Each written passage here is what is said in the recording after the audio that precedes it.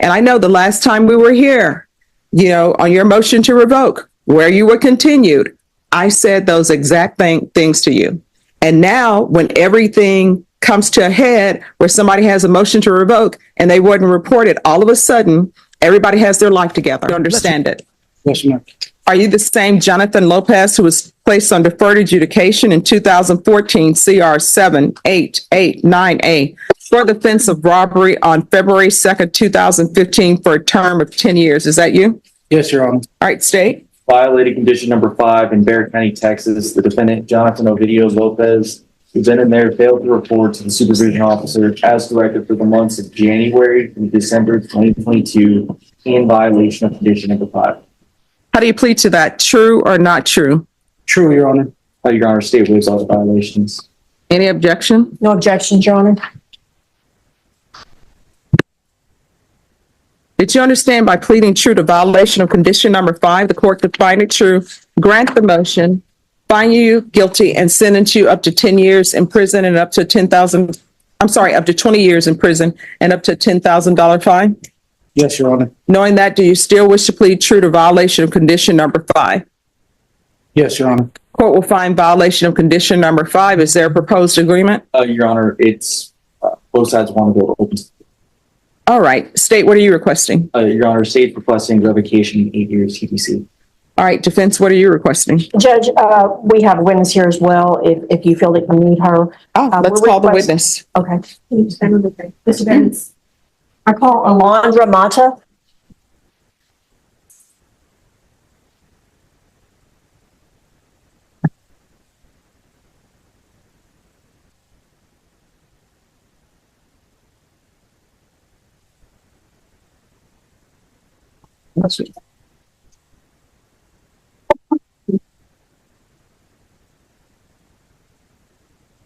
All right. Can you raise your right hand? Do you solemnly swear or affirm the testimony you give will be the truth and nothing but the truth, so help you God? Yes. All right. You're going to need to keep your voice up so the court reporter can hear. Yes, Your Honor. State your name for the record. Alondra Mata. All right. Off the record for a moment. To the interpreter, I'm going to take you up as soon as this witness is done. Yes, Your Honor. Thank you so much. All right. We're back on the record. Defense. Thank you, Judge. Can you spell your first name for the court reporter, please? Alondra. And how do you know Mr. Lopez? He's my boyfriend. And how long have you been together? A year and a half. Okay. And in that year and a half, where has he lived? With me. And during that time, was he working? Yes, he's been working. All right. And did he go to work every day? Yes. All right. Has he been helping with bills and all your living expenses as well? Yes, he makes my car payment, pays half of the rent, and buys the food. And during that time, were you aware that he was supposed to be reporting to probation? No, I wasn't aware in the beginning. All right. And so now you're aware that he had that requirement. You understand that we're here today because the state has filed a motion to revoke his deferred. Yes. All right. And you understand that means that at this point, he's not convicted felon. Correct. So we're here today to ask the judge if she would consider allowing him to stay on deferred. So can you tell the judge a little bit about your experiences with him, with the responsibility, and how he's been doing since he's been with you? Yes. Jonathan has been with me for a year and a half. When I met him, he was already working. We moved in together and he's been helping me pay the bills. From what I've been with him this time, he's been doing good. He hasn't done anything that shows, that he's going back to what he used to be. The person that I met is not what I know today. That was something in his past. So if the judge were to allow him to have another opportunity not to go to prison, why do you think that he would follow the rules at this point? I think he's in a better place now, and I've never been in trouble, so I don't allow anything bad to, for him to do. So therefore, I know for sure that if he's with me, he's not going to be doing anything wrong. And you understand that he had used marijuana, and we waived those violations, but how do you feel about that? He's not smoking and he's not going to. Okay. And if he was, would you report him? Yes, he knows that. Would you be there to help him to keep track of all the things that he needs to do? Yes, I've been helping him with that as well. He's been checking in and on his own doing what he has to do. So he's been doing pretty good. Pass the witness. I just have a few questions. It looks like it was a shock whenever you found out he was on probation then. Not as a shock, but when I found out, I did tell him, like, you have to do the right thing now. And this is what he's been doing since he's been with me. So as far as when he got arrested, he's been following all the rules, and I hope, you know, that's what he's going to continue to do if he's with me. So it wasn't a shock when you found out that he had been placed on probation for robbery previously. I didn't know that until now. So he never once informed you of that. No, not until I found out. So you found that out when he was arrested on this charge? Yes. And based on what you knew of him, was it a surprise that he would have had a case like that? It is, because he's a good man. He really is. So when I found out what it was, I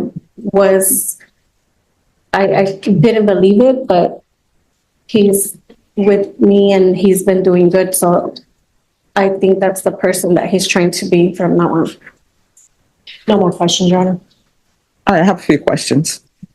When did you meet him? January of 2023. Where did you meet him? I met him on social media. All right. And when you met him, when did he tell you he was on probation? Did he ever tell you? No, he didn't tell me that he was on probation. He was working. So we just, continue like. Well, no, how did you find out he was on probation? Not too long ago. When he got arrested? Yes. All right. And then that's when he told you he was on probation? Yes. All right. Do you have any children? Yes. What are their ages? 17 and 21. All right. And then you said that he pays the bills? Yes. All right. Do you pay any of the bills? Yes, I do. I have a job. All right. And this marijuana use, did you know he was using marijuana? No. Oh. In the beginning, I knew, but he stopped. Okay. All right. Thank you so much. Thank you.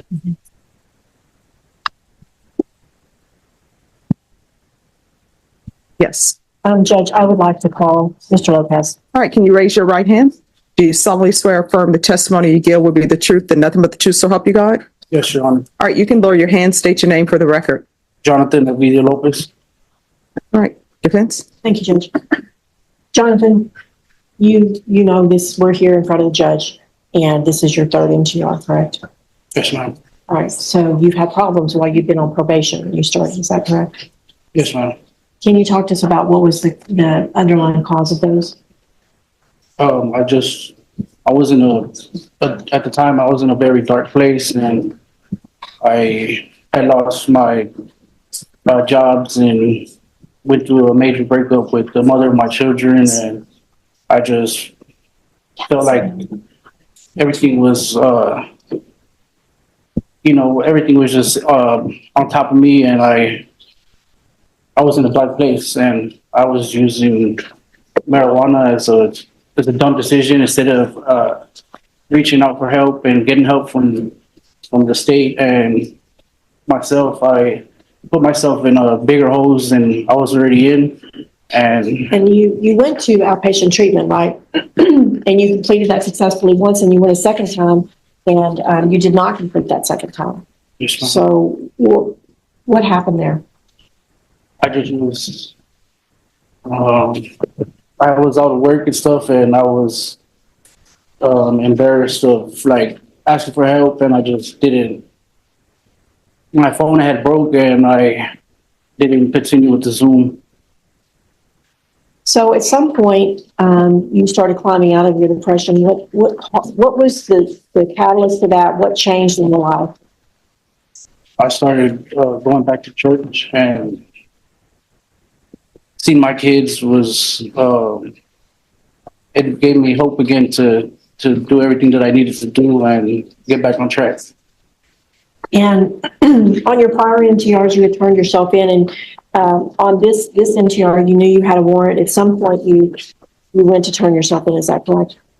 Yes, ma'am. All right. And so you went to the sheriff's office, Yes, ma'am. and you identified yourself, and they told you to wait. Yes, ma'am. So you waited there for some time, Yes, ma'am. and then you made a decision to leave. You got scared. Well, why did you leave? I was there for about an hour. Everybody called me, and I made a stupid decision just to leave instead of waiting for them to come get me. And I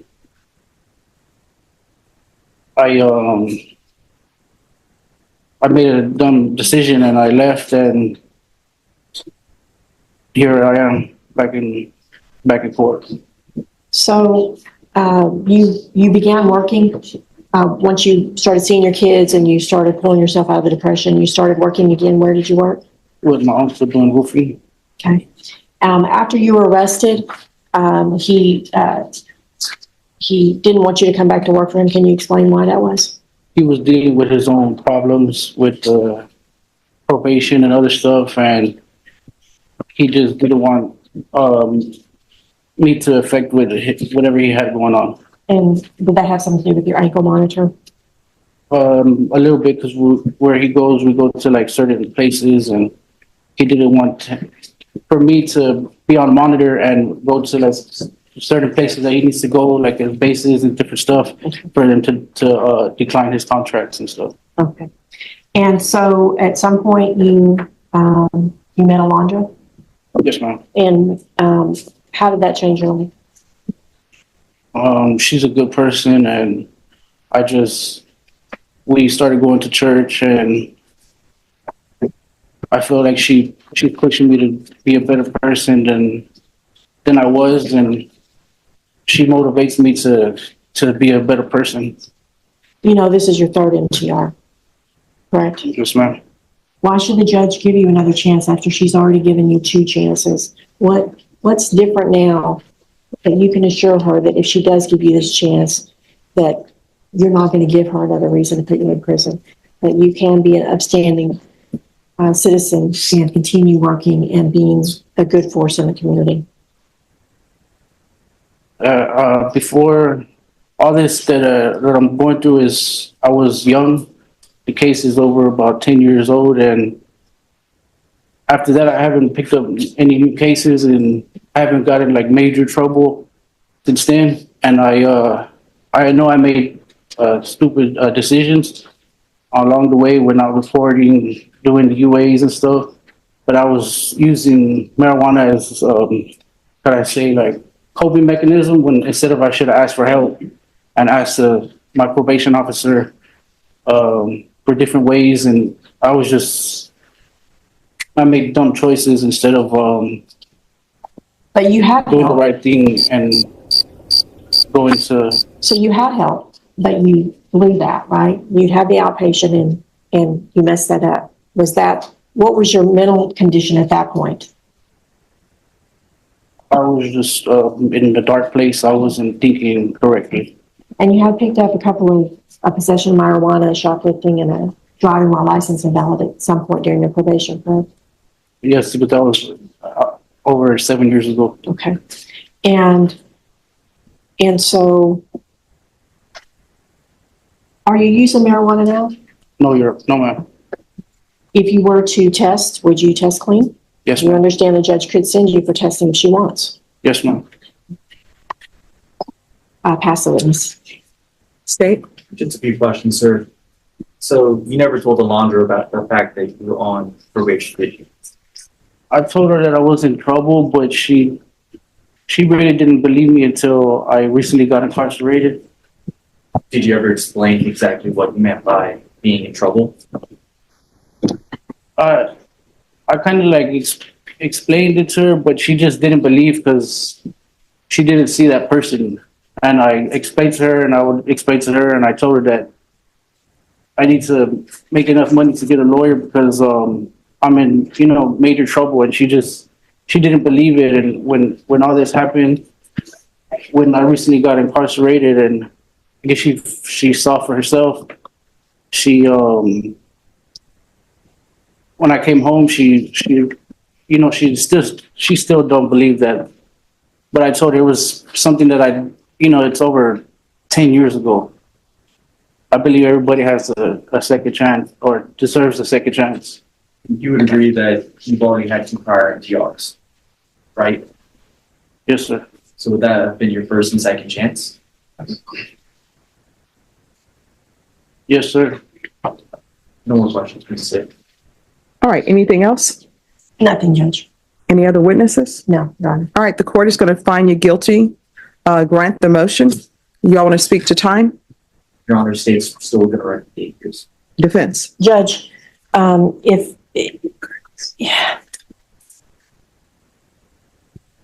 I address the court about the issue? I understand that we can throw him in prison. All right, so counsel, I will hear your issue, but here's the thing. I know that I'm not the person who placed him on probation because he was placed on probation in 2015. But since that time, you've had motions to revoke with me. And I know that I tell everybody, if there is an issue, let your probation officer know. If you feel like they're not addressing it, you can always come back to court. He's just disappeared. And I'm sure everybody has read the court summary. He's disappeared. And I internalized everything that was said to me. And you know what usually happens, Mr. Lopez? The judge dismantles the defendant's excuses with one blunt truth. Probation wasn't complicated. One responsibility, one failure. In this moment, accountability replaces sympathy as the court draws a hard line. All you had to do was report. And guess what? If you're testing positive for marijuana, it is rare that I revoke somebody for testing positive for marijuana. I let them know. I know marijuana is legal in other states. If you want to make it legal in Texas, contact your legislature. But while you're on probation here, you're not allowed to use marijuana. And I know the last time we were here, on your motion to revoke, where you were continued, I said those exact things to you. And now when everything comes to a head where somebody has a motion to revoke and they wouldn't report it, all of a sudden, everybody has their life together. I'm married. I'm engaged. I'm with a lady. I never told her I was on probation because you know what ends up happening? Guys, when they end up with women, sometimes women will fall in love with you. Maybe they're falling in love with your publicist. Maybe you haven't presented your full self. But I know, usually when women fall in love with the guy and they don't know all of this history, then they get hit with the history. And guess what? They're still in love with that guy, just like the witness who came to testify for you. She's still in love with you. She still wants to do everything to keep you out and about. But you're not a good candidate for probation. I don't consider it throwing you away. You can still do good things when you come out of prison. I'm not going to sentence you to 8 years in prison because you have done some things on probation, but I'm not continuing you on probation. So you're going to be found guilty. I'm going to revoke you. I'm going to give you credit for any time served. I'm going to suggest the therapeutic community. There's going to be no contact with Maria, Ahmed, and James Tristan. I'm going to order the removal of GPS because you're going to be in custody. They've asked for 8. I'm not sentencing him to 8 years. I'm not going to sentence him to the minimum. So what are you asking for? Judge, I would ask for 3 to 4. He did make an effort. He has turned himself in the past, so he's not somebody who keeps absconding and not putting himself forward. Judge, he has followed all the rules. He could have run. He didn't run. When I went and talked with him this morning, we talked seriously about the fact that this may very well happen. And he didn't run, Judge. He didn't leave. I've had clients to just run out the door. He didn't do that. He still stood here to face. So although he made some bad decisions and he didn't handle things well, I think he has improved his life. And I understand that you may not believe that, but I've talked a lot with Alondra. Oh, no, I believe he's improved his life. Very, very stable. And so he has, I think that he hasn't been living under a bridge or using hard drugs or living off of other people, and he's been working. So I would ask. After weighing mercy against responsibility, the judge delivers the final decision. Prison is ordered not as punishment for who the defendant is now, but for the choices he refused to correct in time. Its rights to appeal with your attorney. Did you understand it? Yes, Your Honor. Because this is a plea bargain agreement, because I'm sorry, you have a limited right to appeal, and that right to appeal is as it relates to the allegations in the motion, not the fact that you are on deferred adjudication. Because this is a felony conviction, you're not allowed to own or possess any weapons or ammunition.